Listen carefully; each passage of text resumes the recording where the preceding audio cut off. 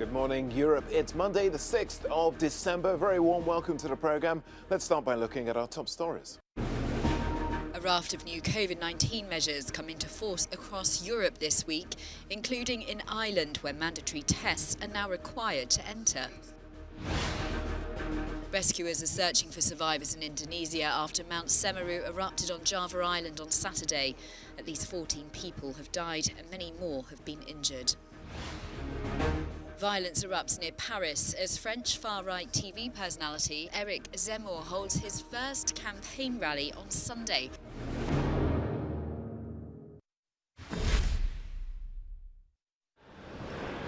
This week sees several countries imposing new anti-COVID measures ranging from lockdowns for the unvaccinated to travel restrictions.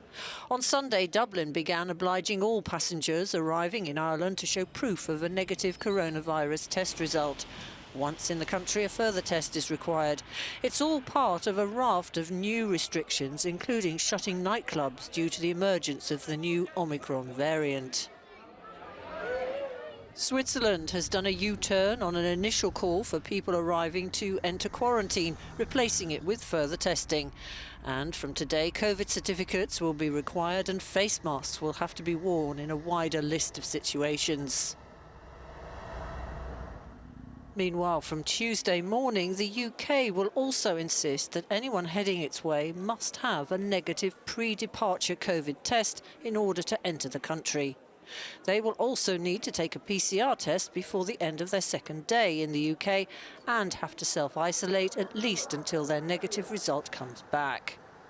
While in France, the government is set to hold a special meeting today to see if it's necessary to take additional measures. But not everyone agrees with the restrictions. On Sunday, Denmark became the latest country to see protests.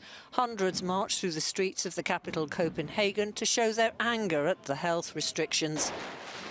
The government has reintroduced mandatory face coverings in some places and on public transport, and is offering vaccines to children between 5 and 11 years old. Earlier in the Belgian capital, police had used tear gas and water cannon on protesters when thousands turned out trying to march up to the headquarters of the European Union. A line of riot police prevented them from getting there.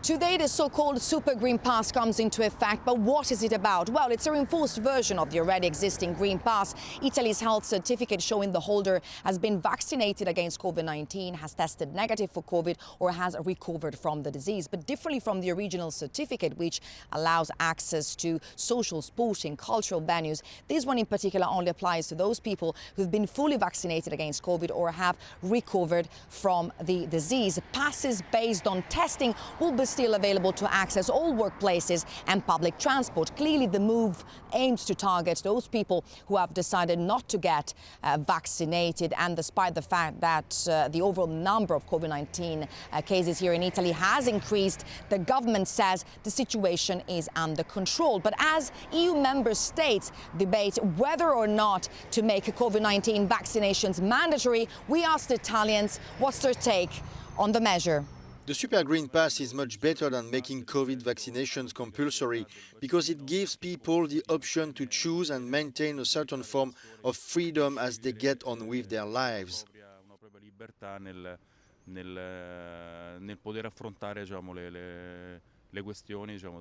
I think making vaccinations mandatory could be a huge task for the state when it comes to putting the measures into effect and ensuring that people comply with that. It doesn't come as easy as we think. I believe the Green Pass has worked so far. The Super Green Pass looks like a temporary solution.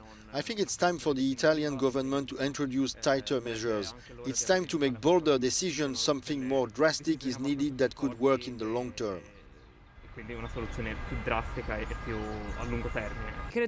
I think in the beginning everyone thought that common sense among people would prevail.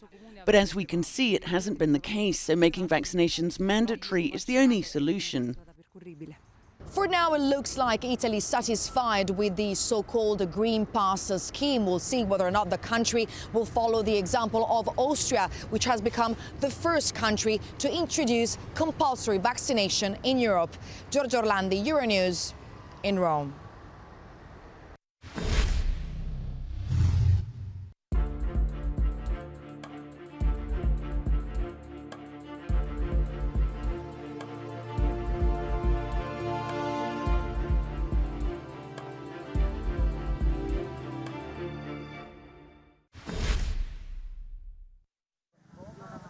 Rescuers are searching for survivors amid the smouldering debris and thick mud after the sudden eruption of Indonesia's Mount Semeru on Java Island on Saturday.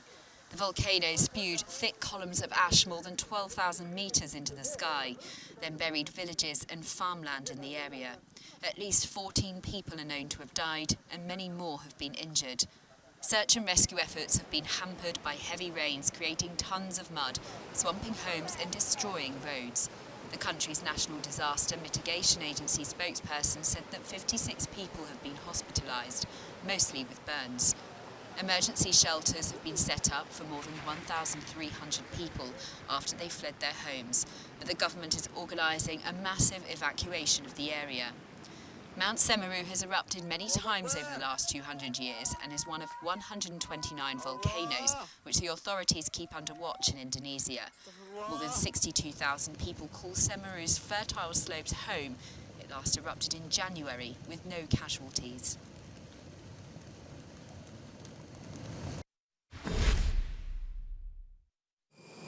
As part of his 5-day tour of Cyprus and Greece, Pope Francis returned to Lesbos on Sunday. His last visit to the island was in 2016, during the early years of the migration crisis. Part of his Eastern Mediterranean tour is aimed at drawing attention to the suffering of migrants and refugees. He even declared that Europe is torn by nationalist egoism on the matter. Many refugees welcomed his visit. I have this kind of feeling to welcome Pope on this island. It's going to be very good hope for the refugees inside the camp.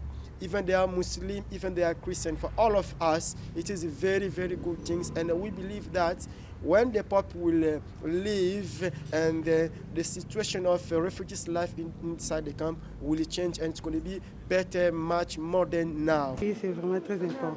This refugee says the Pope's visit is very important, especially for those who have spent already 2 years on the island of Lesbos. During his meeting with the Archbishop of Athens, Francis brought up the problem of migration and solidarity. The 84-year-old's visit to the Greek capital on Saturday was the first by a pope since John Paul II in 2001.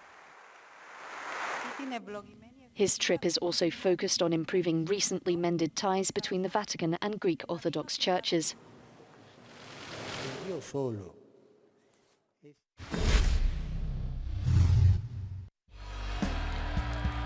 Seven-time world champion Lewis Hamilton overtook rival Max Verstappen to win the Grand Prix at Saudi Arabia. But the race was marred by 3 standing starts, a couple of restarts, and an intense back and forth between the lead contenders. Verstappen was penalized for going off course during the second restart and was ordered to yield to Hamilton.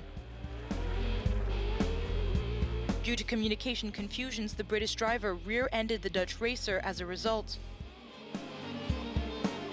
This victory marks Hamilton's 3rd consecutive win, tallying up his totals to 8 wins for the season. He is also now tied with Verstappen for points, though the Dutchman still leads the championship on most wins.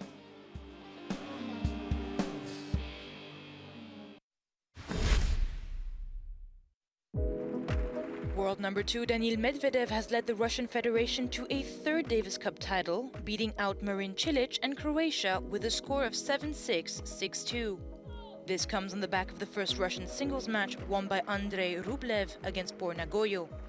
Putting the Russians ahead in Madrid, Rublev opened the finals with a score of 6-4, 7-6.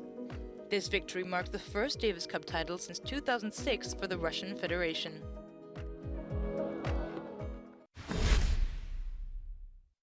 Lots more to come on the programme. Do stay with us. We're taking a short break.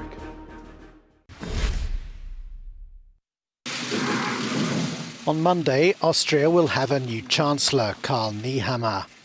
Nehammer has been Interior Minister since January 2020. The 49-year-old long-time professional soldier and lieutenant is considered a hardliner, consistently defending Sebastian Kurz's tough stance on refugee policy. On Twitter, he endorsed Denmark's restrictive stance on migration, tweeting after a meeting with the Danish migration minister, "Denmark is an ally of Austria when it comes to fighting illegal migration." Nehammer studied political communication and is considered well connected in the Austrian People's Party. After the terrorist attack in Vienna on the 2nd of November 2020, Nehammer was blamed for failures of the Federal Office for the Protection of the Constitution and Counter-Terrorism, which reported to him as head of the Interior Ministry. 4 people were killed and 23 injured. Nehammer admitted mistakes by his authorities. Everyone has certainly worked to the best of their ability, he said. But the fact is that the terrorists managed to fool the justice system's de-radicalization program, to fool the people in it and get an early release through this. Nehammer takes over Austria in the midst of the coronavirus crisis, but says he's looking forward to the new task. He was already responsible for various lockdowns as Interior Minister.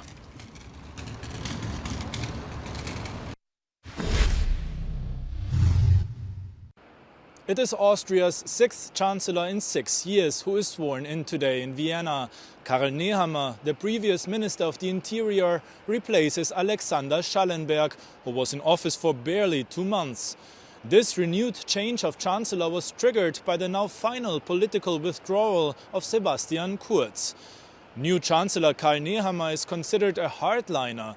The 49-year-old Viennese is a trained professional soldier and constantly engages in anti-migration rhetoric. Ensuring security in the country is also a major concern for the conservative politician of the Austrian People's Party. No policy reversal is to be expected with him on Austria's anti-COVID measures. With a full lockdown and the announced vaccine mandate, the Alpine Republic is currently pursuing one of the toughest approaches in Europe. And while the recently registered record infection numbers have now been cut in half, resentment among the population is growing at the same time. Once again, more than 40,000 opponents of the measures took to the streets in Vienna this weekend. 5 police officers were injured during clashes with demonstrators. And whether the frequent change of Chancellor is the best tactic against the ever-growing division in Austrian society remains to be seen. Johannes Bleschberger, Euronews, Vienna.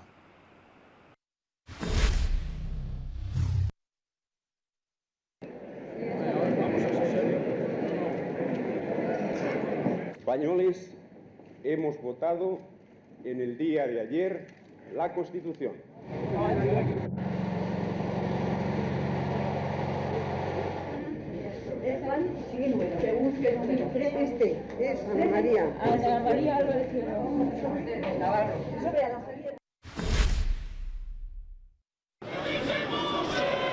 Rival demonstrations have been held in France, with opponents and supporters of TV pundit turned presidential candidate Eric Zemmour taken to the streets as he held his first campaign meeting. Zemmour has rocked the French political establishment with his overtly nationalistic and anti-immigration rhetoric, and he doubled down on that stance in front of his supporters on Sunday. In the capital, Paris, more than 2,000 people gathered to hear leftist candidate Jean-Luc Mélenchon denounce the far right and its domination of the French political agenda. We are here to proclaim once again, he said, that no, France isn't the far right. France is about social security, public health, emancipation, schools and research. La droite républicaine est de retour. On Saturday, the head of the Paris region, Valérie Pécresse, won the contest to become the presidential candidate for the mainstream right Republican Party. Je vais tout donner.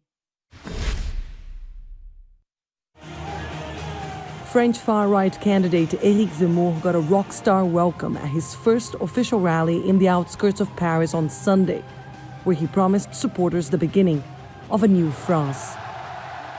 L'enjeu est immense.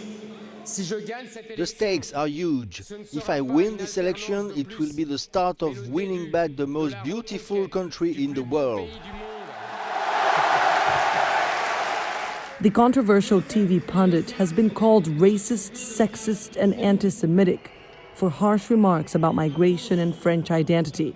Now he says he wants to be known as the only candidate capable of saving France from the decline and decadence he says the nation is facing. Over the past few months, you may have heard many things about me. Some have said that I am brutal. Yes, this may have happened because I am a passionate person and my commitment is absolute, and France is on the brink of collapse. For his supporters, the flamboyant candidate is just what the country needs. Even if it's at time excessive, I think we need that, at least at the start, to bring order to our country. I believe it's important to return to traditional and ancestral values. It's important, and they must be revalued. We need more drastic decisions. Qu'il faut prendre des décisions aussi plus drastiques. Beaucoup de gens lui décrivent comme quelqu'un de sexy. Vous êtes une femme, donc justement. Ah ben je l'adore, je l'adore. I adore him. I adore him. France is going nowhere, and he's the only one with ideas to retake France and the whole West, because the whole Western world is losing its identity, its culture. Il perd son identité, il perd sa culture. On s'en va vers le mur. But the hope and appearance of a festive atmosphere quickly turned when anti-racism campaigners attempted to protest at the event. Zemmour supporters threw punches and chairs, and the activists had to be escorted out by police. Zemmour accused the government and the media of fueling animosity and dividing the country. S'ils me détestent, c'est parce qu'ils vous détestent. If they hate me, it's because they hate you. If they despise me, it is because they despise you. Nothing is off limits against me. Contre moi, tout est permis. The pack is now on my heels. My opponents want me dead politically, the journalists want me dead socially, and the jihadists want me dead altogether. It's unclear whether Éric Zemmour can further widen his support base and actually reach the second round of France's presidential election next year. However, his mere presence in this race is already proof that France has lurched to the right. And his campaign has just started to set the tone of what the political debate is going to be like here in this country ahead of 2022. Annelise Borzers in the outskirts of Paris for Euronews.